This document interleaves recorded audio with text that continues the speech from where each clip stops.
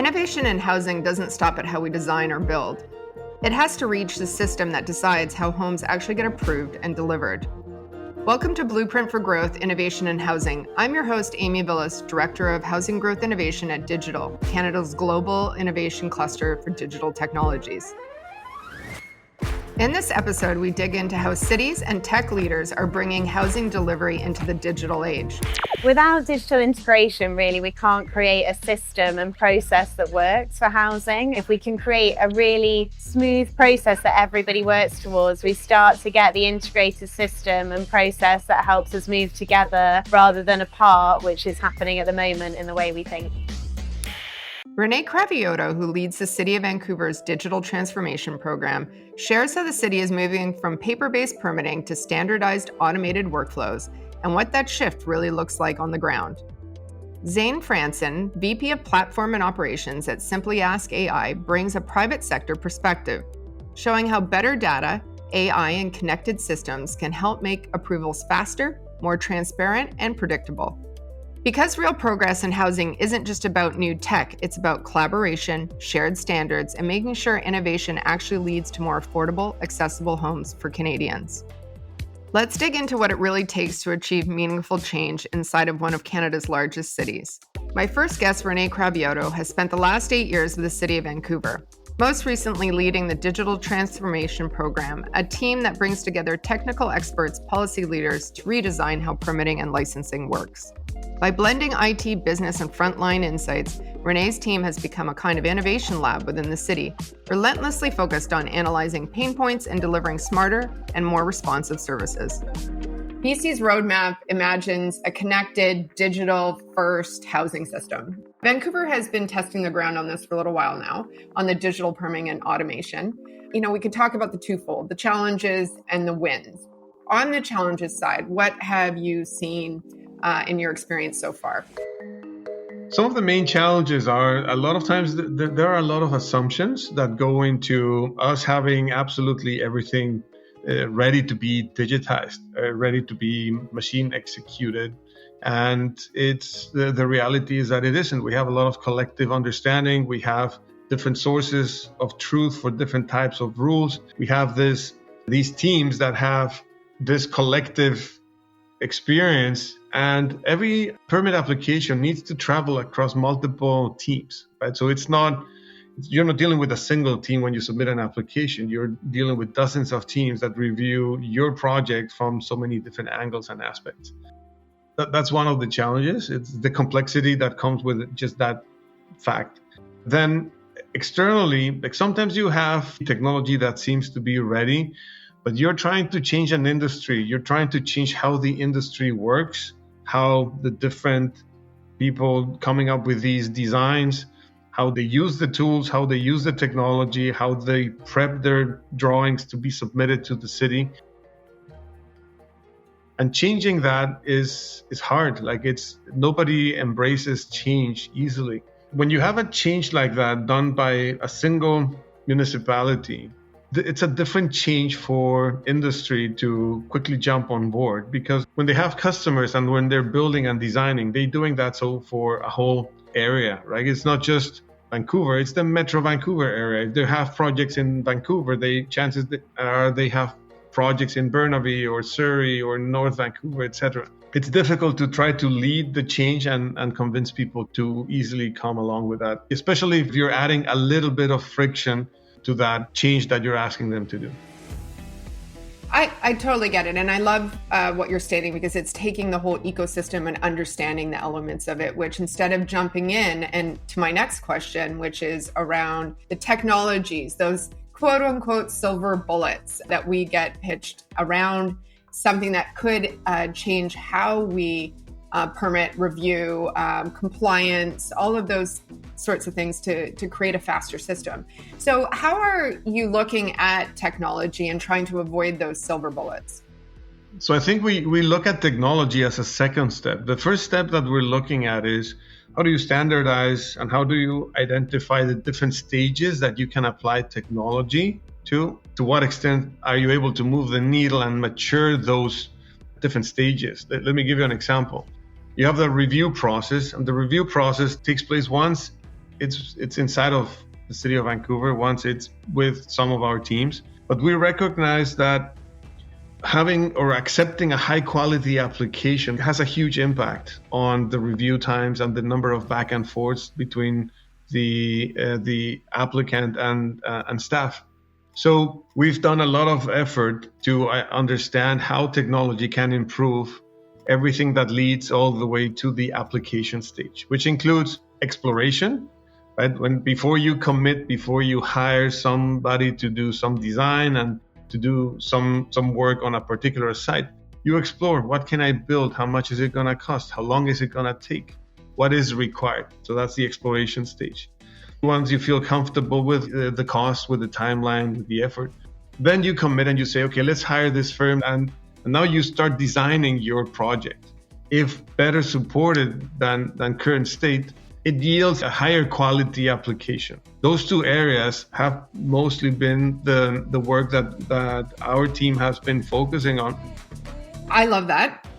Of all of everything that you've just said, as far as understanding what someone can do on a lot and how that is reviewed and designed for, the roots of those elements are all about the rules. So our regulatory environment rules, land use rules. The City of Vancouver has 650 PDFs of land use rules. And so looking at how we look at digitizing those rules is at the core of this. And we talk about this quite often around the data that we use in order to use technologies. How are you guys looking at that? Because I do know that future calls for those machine-readable codes and automated checks, it sounds really easy, but like getting those rules digitized, how are you approaching that? And I think this is a very common question from other local governments.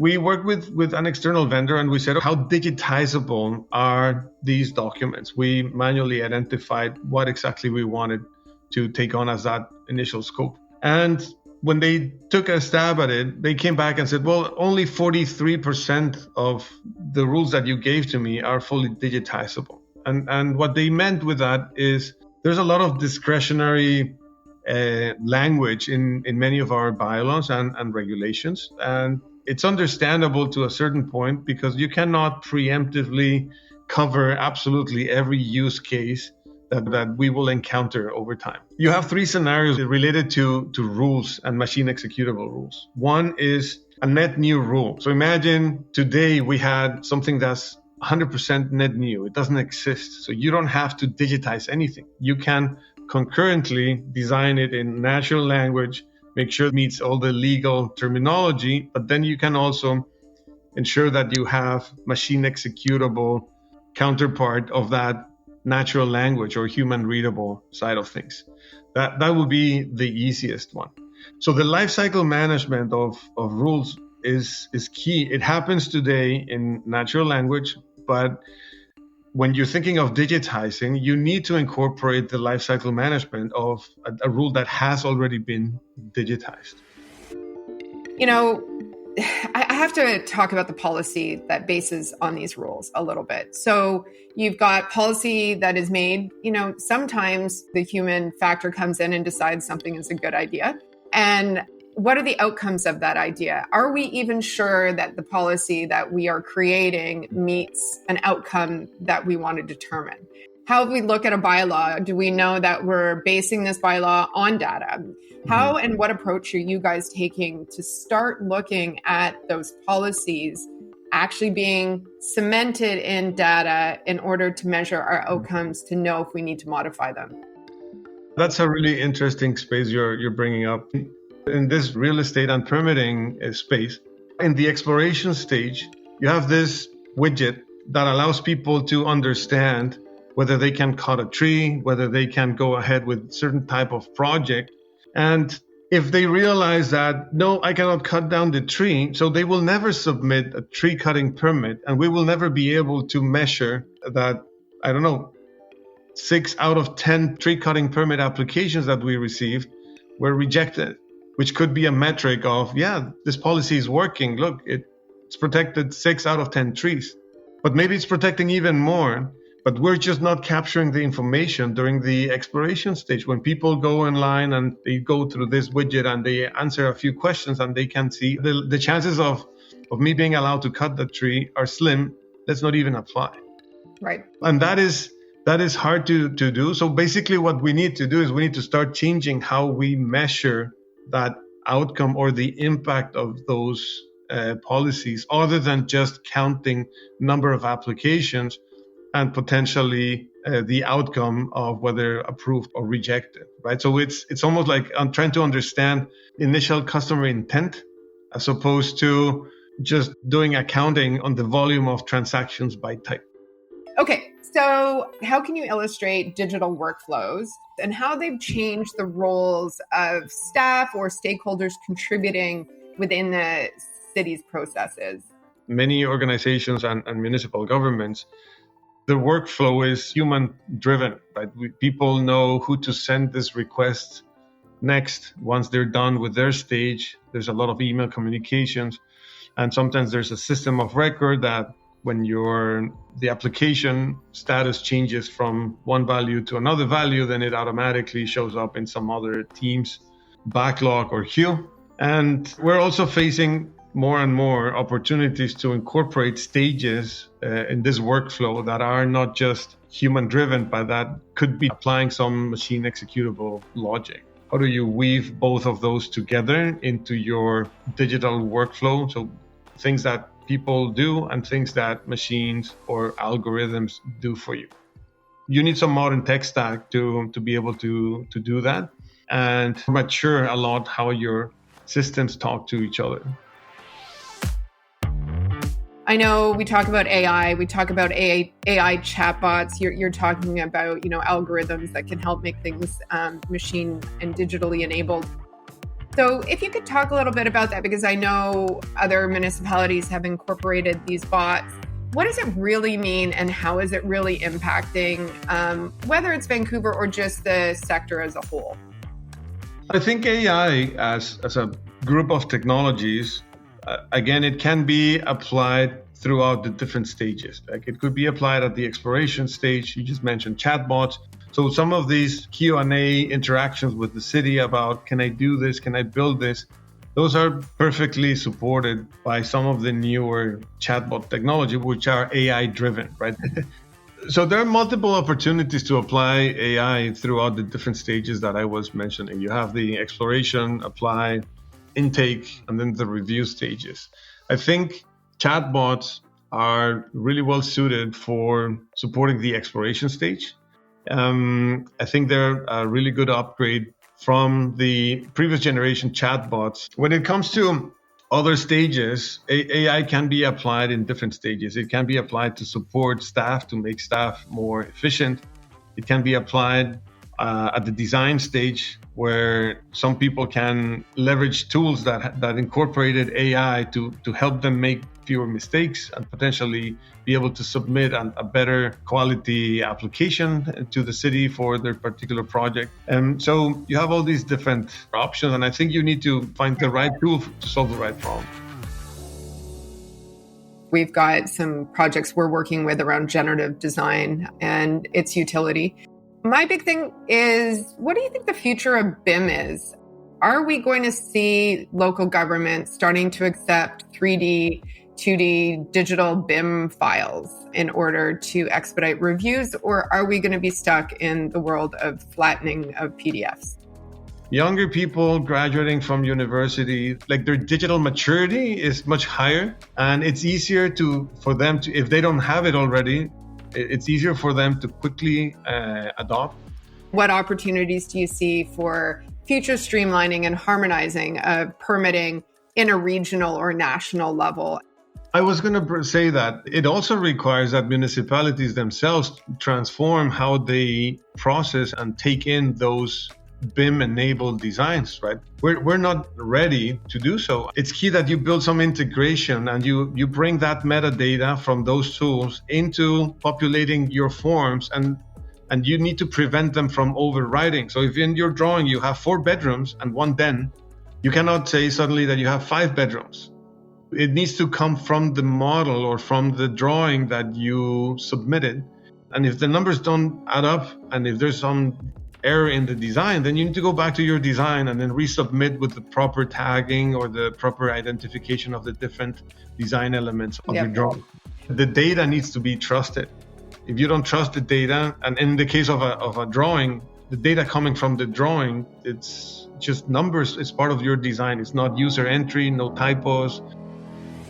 So one of the biggest things that we all do is we try to run before we can even walk. And one of the things out of the gate in our end-to-end understanding of how we can accept digital files, how we can do e-comply, how we could engage with our constituents from a local government's lens is, how do you verify someone is who they say they are and that they have the land right access to do what they're doing? So, and as unsexy as it is, as far as logging in and verifying your credentials, how have you guys approached that issue? Because it's a significant one to get the ball rolling on any digital first process. I'm very passionate about that topic. We've been working for the last few years with different organizations. BC government, their digital trust team has been very supportive. For many of you that don't know about this mobile app, it's called the BC Wallet. The BC Wallet has a person credential that allows the holder of such a credential to show digital proof of them being who they claim to be. And when you do so by scanning this QR code in your applications with the municipality, it allows you to fill out the form with your full name, with your address, any of those attributes that would normally show up on your driver's license, basically. And the receiving municipality or organization immediately would know that this person is who they claim to be and not just using some names that they know are associated to a particular address. And there's another thing we're doing is we're collaborating with LTSA, the Land Title and Survey Authority of BC. They're going to be issuing a property owner credential early next year. And we've been collaborating into being the first ones to accept such a digital credential that will allow people to show proof digitally, real time, that they are a owner for a particular property that anyone would be trying to consume services for within the municipal government. So this is very exciting. If Canada could invest in one digital technology or innovation right now to truly accelerate housing delivery, what would it be and why does it stand out for you? I think they should invest in digital regulations, in a platform that allows you to easily access machine executable regulations. Instead of having multiple organizations and layers of government and private sector to try to come up with their own individual solution to this problem, I think it's a great opportunity for build it once and then just share it and allow everybody to benefit from it. What is your call to action, whether it's government, industry, or community, who want to champion real change in adopting modern methods and technology in housing innovation? I think it's all about taking an ecosystems thinking approach. You can do a lot of POCs on your own and potentially try to develop an understanding of some problem yourself. But it is when you start collaborating with other teams within your organization, with other organizations, that you truly have an opportunity to affect change, right? A lot of the times, the solution to your problem is not within your scope. It's someone else's to implement. And that's where this collaboration allows me to contribute a solution to someone else and then leverage someone else's to fix my own issues. I agree.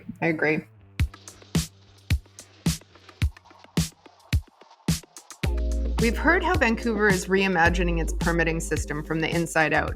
But digital transformation isn't just a government story. The private sector is just as critical in shaping how these tools actually get built and used. Zane Franzen, VP of Platform and Operations at Simply Ask AI, brings his perspective.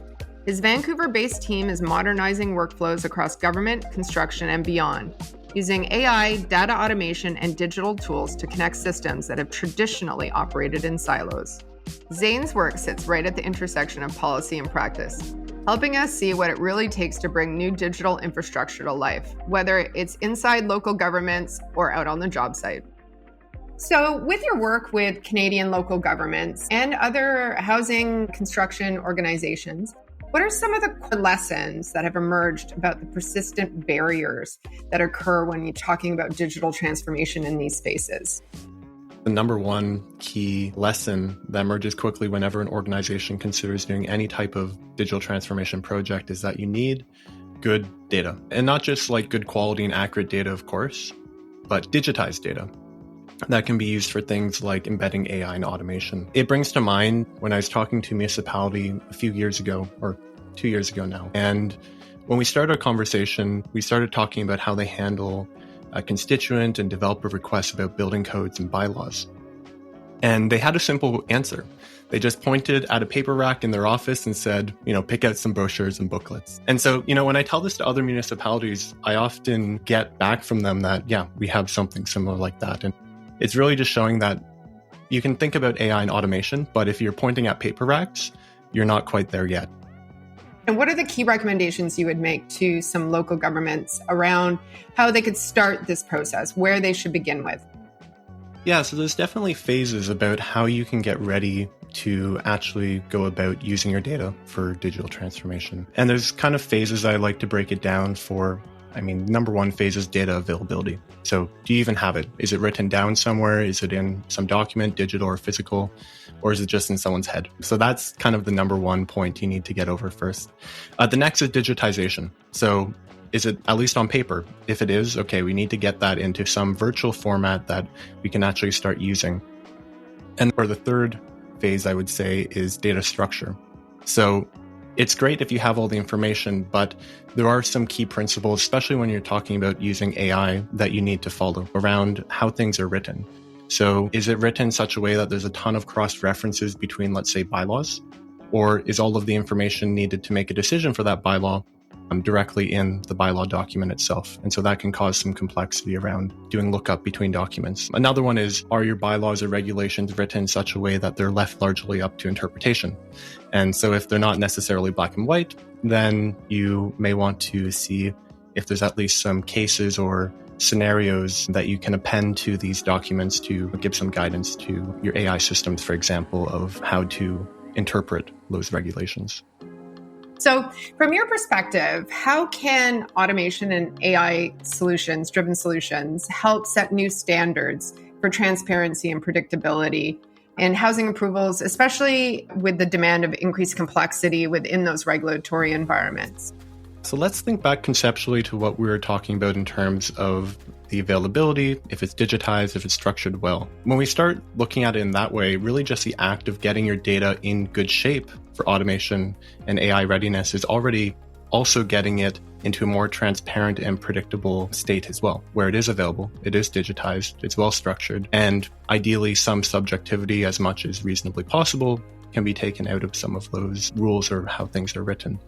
Now, I guess to look at it a little bit more practically, once you have your data in good shape, it opens a door for many different external or internal facing solutions. I guess lots of range of opportunity there, but it's really looking at both. I think you can use this technology to empower external facing, constituents, developers, the general public, but you can also, of course, use it to expedite your internal processes as well.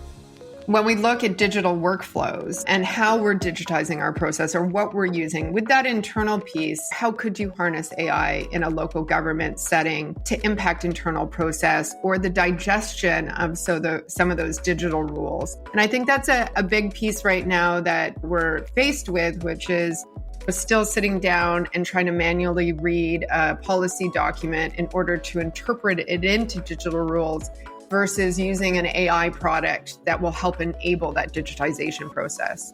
I think at the end of the day, it really does depend on what tools organizations are using to modernize and digitize their internal processes. What I mean by that is, for example, our solution, it's primarily no code. And one of the key benefits of that is that organizations can kind of democratize the use of AI and automation across their teams, where you can have business people, not just technical teams, implementing solutions, trying them out, and building generally just solutions to make the overall processes more efficient. This has the impacts of really what your team members are able to do. So now, you're not just a business analyst, but also now you can develop your own solutions and you're an automation developer. So what do you see as like the biggest opportunity and challenges in connecting data between local governments and developers? And how can AI make permitting and construction more seamless, like both inside the local government and for the private sector working with the data? So there's one about how do we, as a municipal government, for example, expose our data in such a way that other people can consume it and make their processes more efficient, let's say developers or construction companies. And then there's, of course, internally, how do we connect all of these systems together internally in the first place to make them integrate and talk together and just make the whole process more efficient. There's one example that comes to mind immediately, for example, that we are working with a construction firm, and what they are basically doing is they have an AI solution that takes their project plans, their internal standards, the building guidelines, and they review those plans using an AI solution that will basically flag any types of major concerns before they go ahead and submit it so they can reduce the amount of rework that they need to do in the future.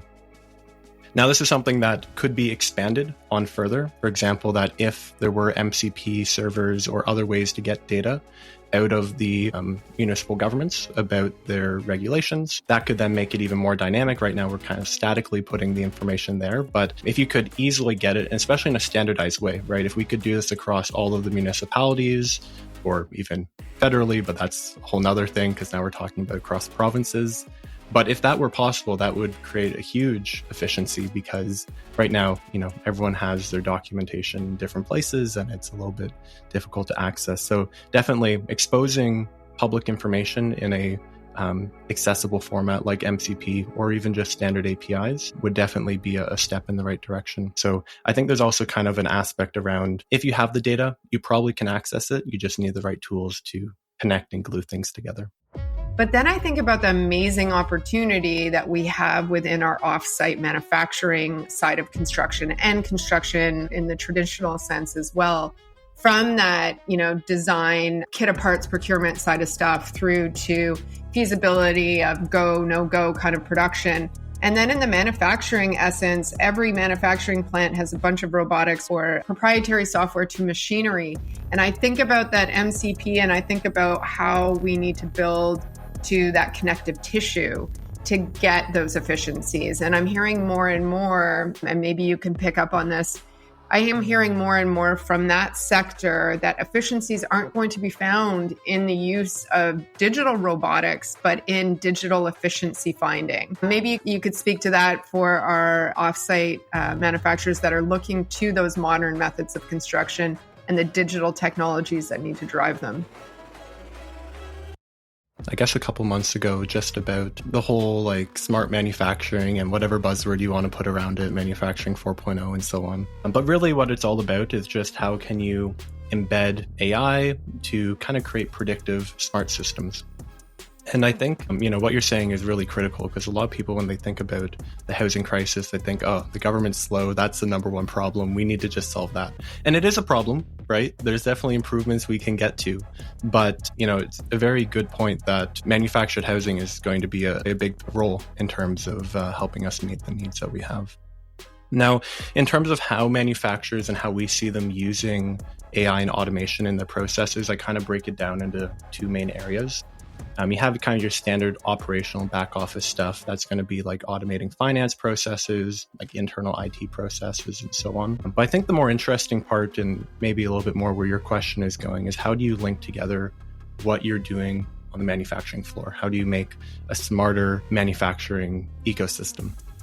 Now, a really big one we see, just to give an example, is doing things like predictive maintenance, where, for example, if you can have systems that have APIs, which many do these days, you can automatically have them pull the data out of those systems. You can feed into a predictive AI system all of the log data, past historical maintenance issues, and have the system kind of output, do we need to send a technician to go do maintenance? Do we need to send a technician to go review it and so on? And so instead of having just a simple schedule, you can actually proactively start catching some of these issues. The other thing as well that we see, for example, is that if manufacturers have processes and procedures, again, maybe this is more on the quality assurance side, it can also be on the maintenance side, you have the ability to set up maybe an AI assistant that your field ground workers are able to go ahead and ask questions to quickly look up information that maybe they would traditionally have to go back to the laptop to do, which of course is not efficient. And so all these little small things, once you implement them as a whole, add up to quite a bit. Yeah, and I agree with the little bits to the whole is the multiple actors that play a role. So all of the various AECs and, the mechanical, electrical, and plumbing folks all work in their own, I want to say their own data bubbles. And if we're able to seam together and harness that where the efficiencies could be found. And, traditionally we look at cost or time and all of those equating to more positive production of housing. It reminds me of an article I was forwarded a couple weeks ago by a colleague. And basically it quoted the CMHC, and they had reported that about 10 to 20% of the cost of new residential units in Vancouver are government fees. So when we're talking about modernization as a way to drive public benefits for affordability and access, in my view, I think we're really talking about how to cut down on a big part of these 20% of the fees, and the operational processing costs are kind of the inputs into that. There are other benefits too, outside of the 20%. If we have a faster approval process, then developers would have less cost overheads because projects would be moving faster.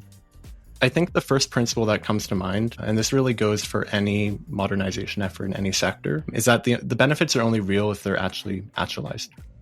And so if we want to drive government approval efficiencies, which tangibly also reduce housing costs, we need to somehow pass on those costs one way or another. And so maybe that means, pausing annual inflation hikes to those fees. Maybe that means directly cutting the development fees.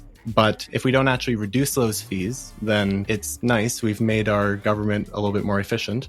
But at the end of the day, the cost will still be built into the end cost of the unit. But purely from an economic point of view, if we can lower the costs for the developers and put in probably some incentive plans to help them pass it on forwards, then we could actually achieve some tangible benefits for the public.